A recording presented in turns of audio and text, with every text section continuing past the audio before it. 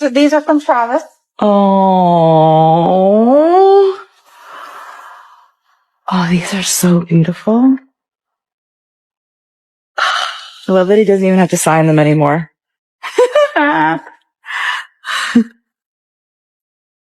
Inside the real life of Travis Kelce and Taylor Swift, let's plug you in. Welcome to Pop Plug. What does Taylor Swift do after a 3-hour stadium performance in front of 70,000 yelling fans? A crazy after party or a spectacular disappearing act might come to mind.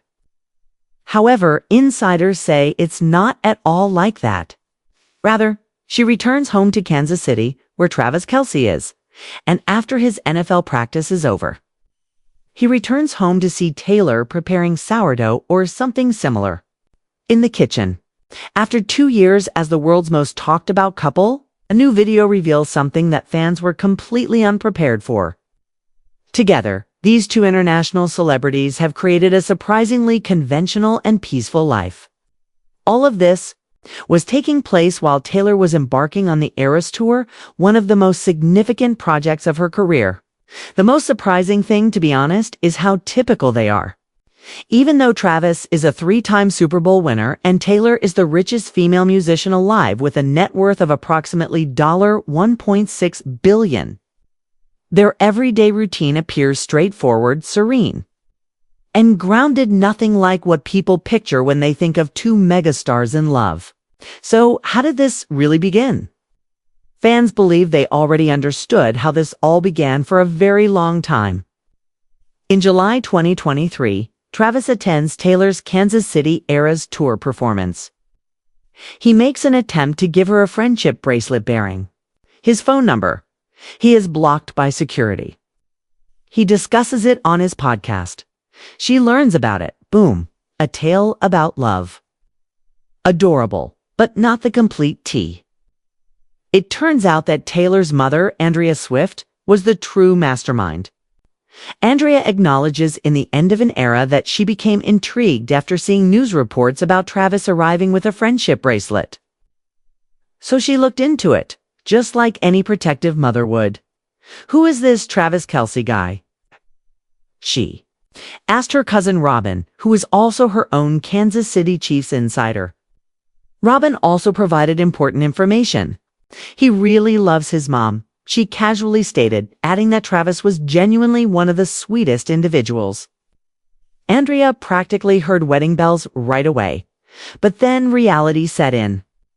How do you even arrange for your internationally renowned daughter to meet an NFL player, especially because Taylor wasn't entirely sold?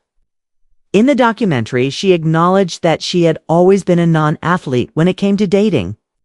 She was essentially thinking, what would we even talk about?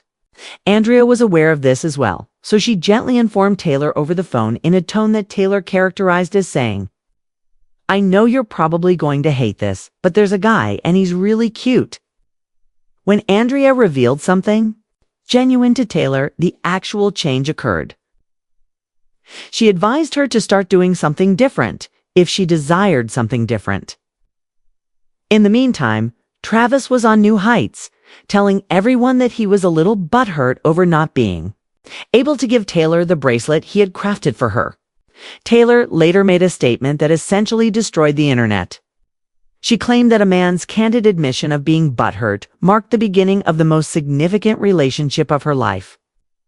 Then they met for the first time, and it was exactly the kind of adorable, song-worthy moment she had been writing about since she was a teenager.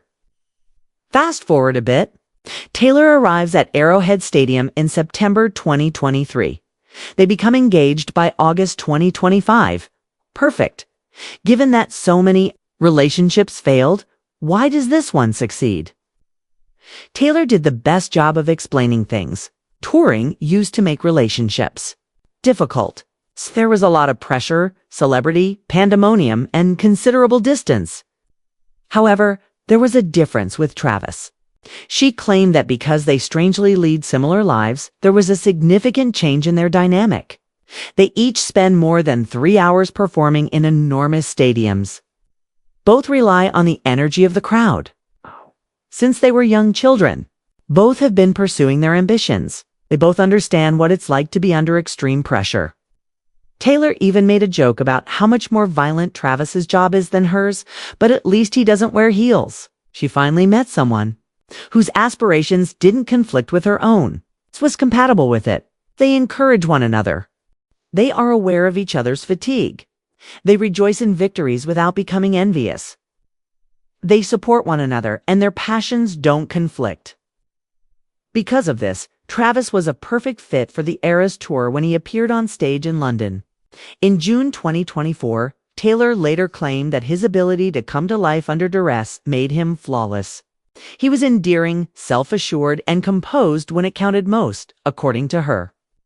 She referred to him as a yes guy to life. Their life in Kansas City is loving and cozy offstage. They moved into Travis's house in Kansas City after traveling back and forth between New York, Florida, and tour locations. The location of his proposal, according to sources, they both feel grounded by the simplicity, which has few problems and is never glamorous. Just tranquility. They also have relatively easy days. In the morning, coffee together. Travis heads to the gym. Taylor is a remote worker. They often have no phone evenings, cook dinner, and watch documentaries or cookery shows at night, like completely off. They have little get-togethers with close pals like Ashley Avignon, Gigi Hadid, and Patrick and Brittany Mahomes. Nothing excessively loud. Even if their interests are diametrically opposed, it nevertheless works. Taylor once made a joke about how all of her interests belonged in the 1700s. She claims that her hobbies include baking, painting, sewing, and organizing. Conversely, Travis enjoys playing video games, watching movies, playing football, and just relaxing. Due to his intense desire for a pet otter, he also transmits videos of Taylor otters. Then there is the scene from New Heights that exemplifies how typical they are. According to Taylor, Travis was in their room playing video games while wearing a headphone when she learned that she had finally received her master's degree, which was a significant career milestone for her. She tried not to panic as she knocked on the door. She broke the news to him after he removed his headset, believing something was amiss. Additionally, it seemed as though they were just a random couple in their bedroom experiencing a moment that would change their lives, and that seemed really typical. Despite their widespread recognition, they put a lot of effort into maintaining their privacy. Travis stated in a GQ interview that they feel like normal people when they're together, away from the cameras. Taylor publicly attends Chiefs home games, and they occasionally go on date evenings to 1587 Prime, Travis's steakhouse. However, their home in Kansas City serves as a private haven for them. Nothing was ever rushed by them. They would never be crazy enough to force a first date, Taylor once joked. This was constructed discreetly, and it is evident. They are now in the next chapter. According to rumors, a summer 2026 wedding is anticipated after Travis proposed in the backyard of his Kansas City home. It appears that they do not want a protracted engagement. They are obviously thrilled to be engaged, but Travis is ecstatic. According to him, it seems different, more genuine, and more official to name Taylor his fiancée. In terms of his career, Travis is still undecided. After his team's significant defeat, there have been discussions about his retirement.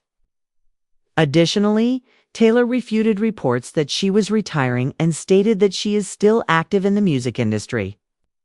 They also have a strong commitment to supporting one another regardless of the changes in their careers. There will soon be family as well. According to sources, they are looking forward to a permanent residence, potentially in Nashville, and are thrilled about that chapter. Taylor reading a letter Travis wrote during the last Eras Tour performances is one of the most poignant scenes.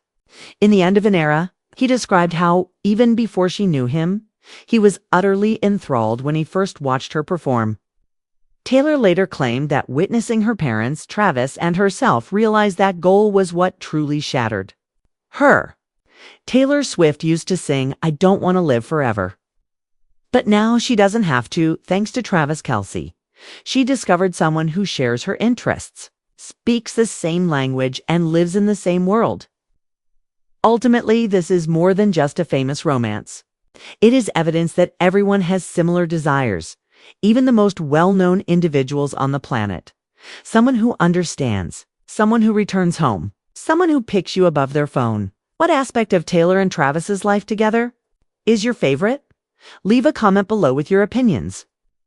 Additionally, make sure to subscribe and follow Pop Plug to stay up to date on their wedding plans and other hot celebrity news.